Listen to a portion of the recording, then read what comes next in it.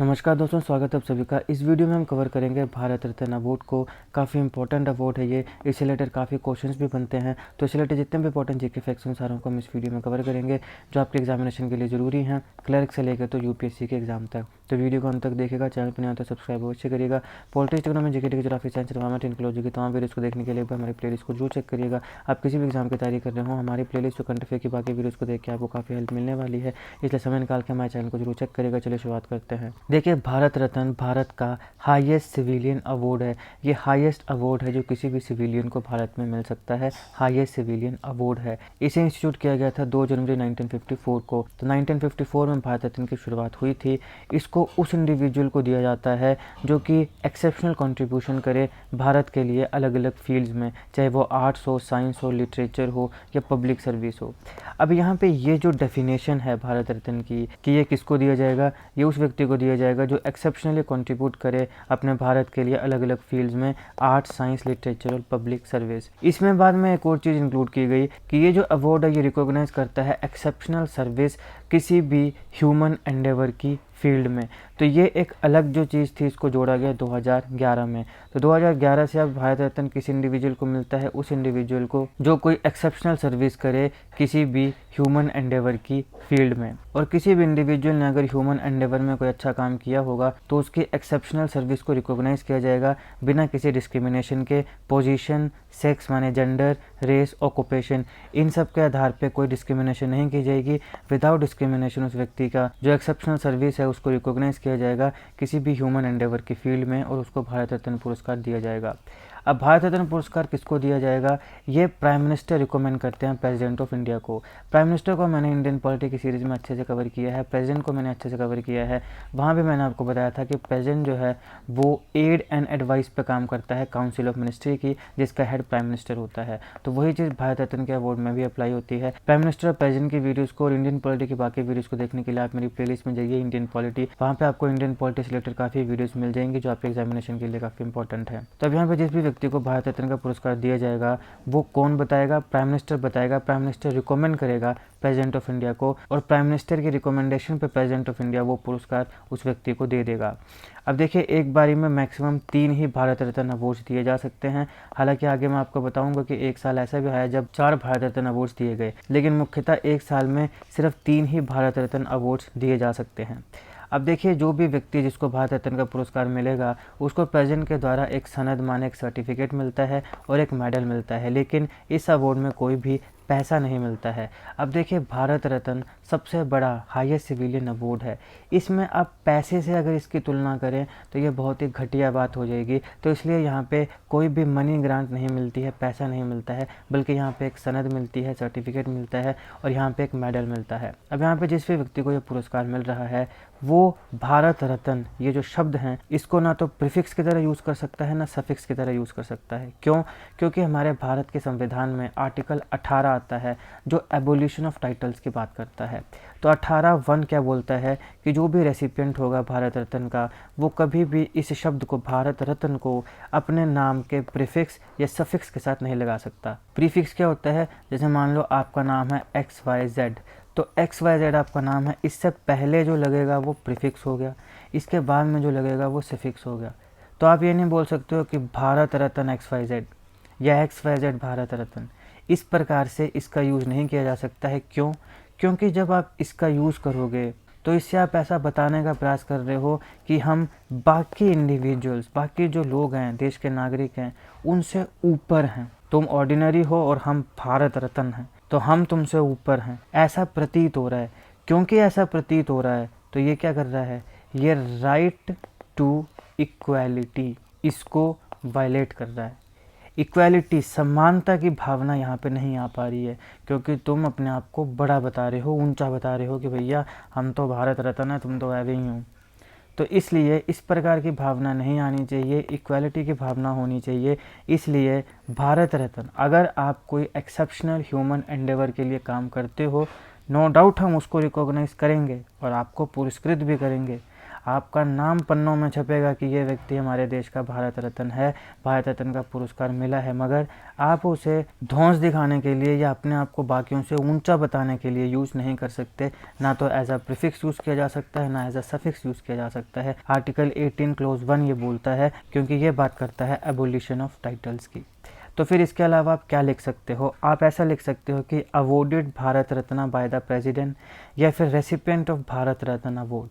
आप ऐसा लिख सकते हो। भारत रत्न इसको सफिक्स या प्रीफिक्स की तरह यूज़ नहीं किया जा सकता, लेकिन ऐसा लिखा जा सकता है कि awarded Bharat Ratna by the president या recipient of Bharat Ratna award. इन 2 लाइनों को आप लिख सकते हो अपने बायोडाटा में, अपने लेटर हेड में, या फिर अपने विजिटिंग कार्ड में।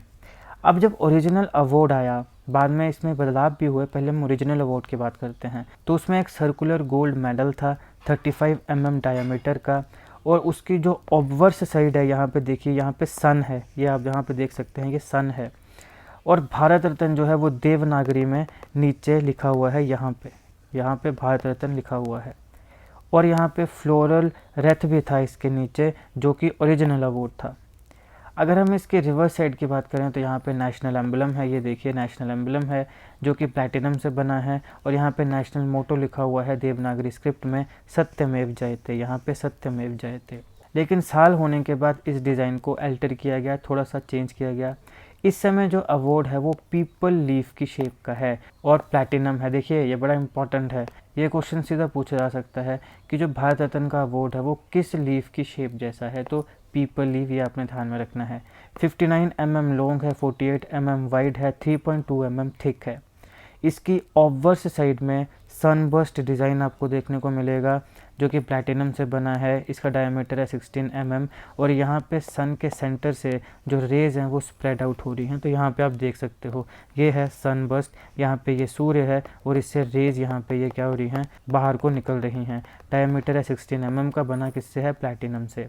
और जो ओवर साइड है वहाँ पे भारत रत्न, यहाँ पे आप देख सकते हो भारत रत्न, और जो रिवर्स साइड है वहाँ पे नेशनल एम्बलम और देवनागरी स्क्रिप्ट में सत्यमेव जयते। ये वैसे का वैसे रहने दिया जो ओरिजिनल अवार्ड में था। चेंज क्या हुआ वो मैंने आपको बताया। प्लैटिनम में एक सूर्य है 16 mm डायमीटर का, जो कि रेस को स्प्रेड कर रहा है, जैसे कि आप यहाँ पे देख सकते हैं। अब यहाँ पे 2 इंच का एक वाइड वाइट रिबन भी अटैच किया जाता है इस मेडल के साथ, ताकि नेक के अराउंड मतलब इसको पहना जा सके। भारत रत्न ये मेडल कोलकाता के अलीपुर मिंट में प्रोड्यूस होता है। तो ये काफ़ी इंपॉर्टेंट है कि कहाँ प्रोड्यूस होता है, तो कोलकाता के अलीपुर मिंट में ये प्रोड्यूस होता है। और भारत रत्न के साथ साथ और भी प्रेस्टिजियस अवार्ड्स हैं जो यहीं पे इसी मिंट में प्रोड्यूस होते हैं, जैसे पद्म विभूषण है, पद्म भूषण है, पद्मश्री है, या परमवीर चक्र है।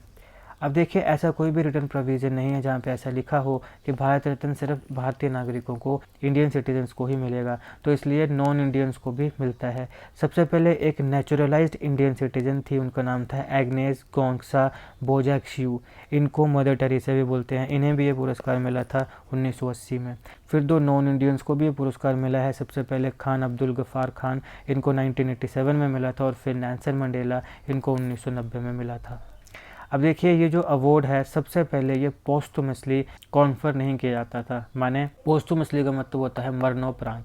तो पहले मरणोपरांत मतलब मरने के बाद किसी भी व्यक्ति को ये पुरस्कार नहीं दिया जाता था, लेकिन ये क्राइटेरिया 1966 में चेंज हो गया, और उसके बाद से पोस्टुमसली माने कि मरणोपरांत भी ये पुरस्कार दिया जाने लगा।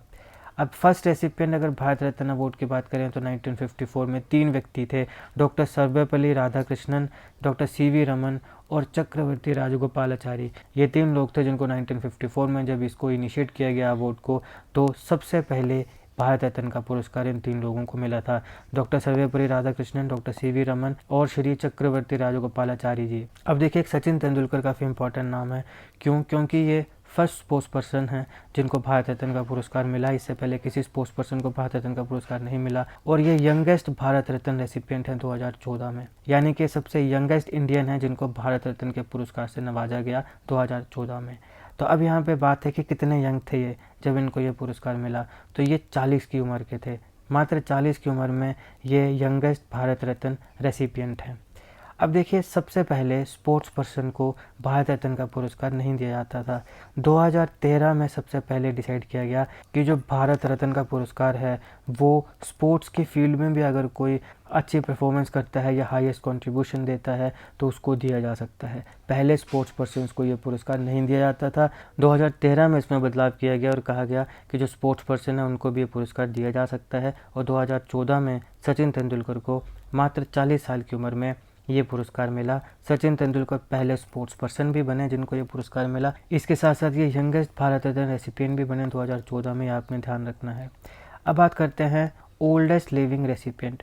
उनका नाम है ढोंडो केशव कर्वे। ढोंडो केशव कर्वे, जिनको महर्षि कर्वे भी बोलते हैं, ये ओल्डेस्ट लिविंग रेसिपिएंट है भारत रत्न अवार्ड के। इनको उनके 100th बर्थडे पे 18 अप्रैल 1951 को भारत रत्न के पुरस्कार से नवाजा गया था। अब हम कुछ इंपॉर्टेंट पर्सनालिटीज़ को देखते हैं जिनसे रिलेटेड क्वेश्चन बन सकता है, जिनको भारत रत्न का पुरस्कार मिला।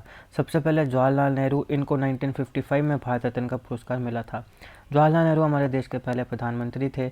इनसे रिलेटेड सारे इंपॉर्टेंट जीके क्वेश्चंस को मैंने एक वीडियो में कवर किया है, जरूर देखिएगा, लिंक मैं डिस्क्रिप्शन बॉक्स में दे दूंगा। फिर आते हैं राजेंद्र प्रसाद, इनको 1962 में भारत रत्न का पुरस्कार मिला था, हमारे प्रेसिडेंट थे। लाल बहादुर शास्त्री जी 1966 में इनको पुरस्कार मिला। इंदिरा गांधी 1971 में इनको पुरस्कार मिला। इसके बाद बी आर अम्बेडकर, इनको 1990 में आके पुरस्कार मिला। राजीव गांधी, इनको भी 1990 में आके भारत रत्न का पुरस्कार मिला। JRD टाटा, इनको 1992 में भारत रत्न का पुरस्कार मिला था और ये इकलौते इंडस्ट्रियलिस्ट हैं जिनको भारत रत्न का पुरस्कार मिला। APJ अब्दुल कलाम, जिनको मिसाइल मैन ऑफ इंडिया भी बोलते हैं, पीपल्स प्रेसिडेंट भी बोलते हैं, इनको 1997 में भारत रत्न का पुरस्कार मिला। अटल बिहारी वाजपेयी जी, जिनको 2015 में भारत रत्न का पुरस्कार मिला। प्रणब मुखर्जी, जिनको 2019 में भारत रत्न का पुरस्कार मिला। 1992 में जब हमारी सरकार ने डिसाइड किया कि भारत रत्न का पुरस्कार पोस्टहुमसली, मतलब मरणोपरांत, सुभाष चंद्र बोस जी को दिया जाएगा, तो उस पर काफ़ी क्रिटिसिज्म भी हुआ था, क्योंकि उनकी डेथ की एक कंट्रोवर्सी बनी रहती है कि उनकी मृत्यु कैसे हुई, कैसे नहीं हुई। तो इसलिए जब इनको भारत रत्न पुरस्कार देने की बात हुई पोस्टहुमसली, माने कि मरणों के उपरांत, तो उसका काफ़ी क्रिटिसिज्म भी हुआ था। 1999 इकलौता वो साल है जब 4 लोगों को भारत रत्न का पुरस्कार मिला। मैंने आपको स्टार्टिंग में बताया कि मुख्यतः 3 लोगों को ही भारत रत्न का पुरस्कार मिल सकता है, लेकिन एक साल ऐसे भी है जब 4 लोगों को भारत रत्न का पुरस्कार मिला था, तो वो 1999 है। अब देखिए 1956, 59, 60, 64, 65, 67, 68, 70, 72 to 74, 77 to 79, 81, 82, 84 to 86, 93 से 96, 2000, 2002 से 2008 और 2010 से 13, 2020-22 ये ऐसे साल हैं जहाँ पे एक भी भारत रत्न का पुरस्कार नहीं मिला है। भारत रत्न जो है इसको 2 बार सस्पेंड भी किया जा चुका है। तो ये था इस लेक्चर का एनालिसिस। यहाँ पे हमने भारत रत्न से रिलेटेड सारे इंपॉर्टेंट जीके फैक्ट्स को कवर कर लिया है। नेक्स्ट वीडियो में हम भारत रत्न से रिलेटेड सारे इंपॉर्टेंट जीके क्वेश्चंस को MCQs के माध्यम से अच्छे से कवर करेंगे। तो पहले आप इस वीडियो को देखिएगा, उसके बाद मैं रिकमेंड करूँगा कि आप उस वीडियो को भी जरूर देखिएगा और वो भी आपको कल या परसों तक मिल जाएगी। तो आई होप आपको वीडियो अच्छी लगी। अगर आपको अच्छी लगे तो लाइक करेगा, शेयर करेगा। Politics, economy, GK, geography, science, environment, ecology के तमाम वीडियोस को देखने के लिए हमारे प्लेलिस्ट को जरूर चेक करिएगा। आप किसी भी एग्जाम की तैयारी कर रहे हो, हमारी प्लेलिस्ट और करंट अफेयर की बाकी वीडियोस को देख के आपको काफ़ी हेल्प मिलने वाली है, इसलिए समय निकाल के हमारे चैनल को जरूर चेक करिएगा। जीके करंट अफेयर और जीके ट्रिक्स की ऐसी वीडियोस के लिए हमारे चैनल को सब्सक्राइब करिएगा, बेल आइकन को जरूर दबा दीजिएगा ताकि किसी भी वीडियो की नोटिफिकेशन आपसे मिस ना हो। आपका बहुत बहुत धन्यवाद।